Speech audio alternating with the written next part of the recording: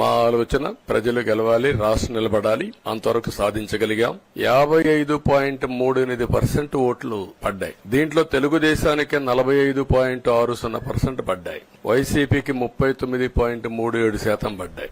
ఇది ఊహించినటువంటి ఒక్కొక్కసారి 95,000 మెజారిటీ. ఒకప్పుడు నేను చార్మినార్ ఎగ్జాంపుల్ చెప్పేవాడిని. చార్మినార్ అంటే అక్కడ ఎంఐఎం కంచుకోట, అక్కడ ఎప్పుడు ఎక్కువ ఓట్లు వచ్చేటివి. ఆ తర్వాత కుప్పం, సిద్దిపేట పోటీ పడేటి రెండో స్థానానికి. అప్పుడు కూడా 70,000, 80,000, 50,000 కాడ ఆగిపోయేవాళ్ళం. ఈసారి 95,000, 94,000, మళ్ళా 92,000, 91,000. మంగళగిరి లాంటి కాన్స్టిట్యున్సీ 91,000 మెజారిటీ.